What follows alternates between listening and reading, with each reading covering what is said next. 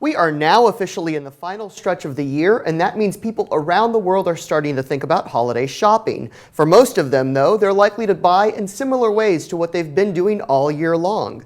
That means less time at the local mall and a lot more time shopping online. Lila Snyder is the president of Global E-commerce at Pitney Bowes. Now, online shopping really has become a way of life, not just here in the U.S. That's right. We see consumers around the world shopping online, and not just from retailers and marketplaces in their home country, but from retailers and marketplaces around the world. Now, you see a lot of those online shoppers, they're not just buying domestic. So if I'm here in the U.S., I'm not only going to Amazon. That's right. Buying from other parts of the world as well. That's right. Consumers, because the online world is truly global, consumers have an opportunity to look and find and shop from marketplaces and retailers in other countries outside their domestic market. And they're finding new brands they love, new experiences they love, and they want to be able to buy. That's one of the things Pitney Bowes does, is helps our retailers and marketplaces reach those consumers around the world. And a lot of those consumers aren't just going directly to the retailer site. They're going to these online marketplaces. Amazon, of course, the big one here in the U.S., but AliExpress, eBay as well. Why are a lot of consumers going to those marketplaces instead of going directly to the retail sites? We actually see both. We still see a lot of consumers preferring online retail websites as well, but they prefer them for different reasons. So consumers tend to shop marketplaces for great deals and great assortment, right? That broad product assortment you see when you're on a marketplace. Whereas they go to a retailer site if they're looking for more of a personalized experience and the brand that they're looking for. So we find a lot of consumers still shop from both marketplaces and retailer sites, and they do it for different reasons.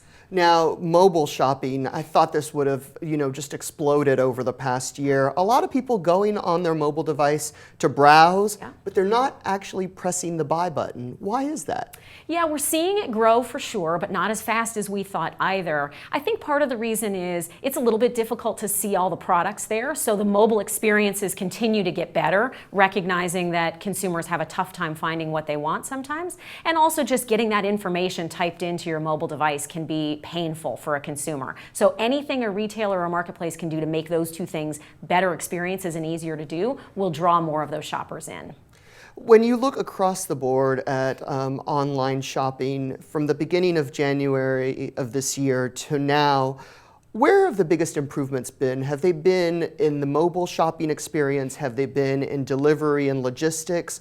Where have you seen the biggest improvement on the retailers that they've been able to make? We're seeing, I think you've highlighted two really important ones. We're seeing the retailers really invest in their online experience, both in the usability on mobile, as you said, the shipping. We're also seeing a greater connection between in-store and online experiences, and we think that's really important. Consumers still like to go touch and feel product in store, and they want that experience to connect to their online or their mobile experience. So I'll give you, even in the cross-border space, we see that. So we see consumers who've traveled internationally, 2/3 of them will say, I shop online from that same retailer when I got home that I shopped for when I traveled internationally. So welcoming those global travelers into your in-store experience becomes really important to connecting them back to the online experience when they get home.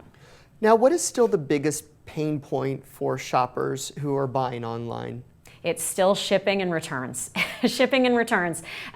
We still see, we asked about last holiday season in our survey, and we saw about, even in the US, about 1/3 of consumers complained of challenges they had last year in that realm of shipping and returns. Difficult to return, wasn't clear, the return policy, didn't get the item I ordered. So still a lot of work to do to make that a seamless experience. Well, hopefully some of those retailers are listening to us right now, and we might see hopefully some changes this holiday season. Absolutely. Lila Snyder, thank you so much for joining us. We appreciate it. Thank you.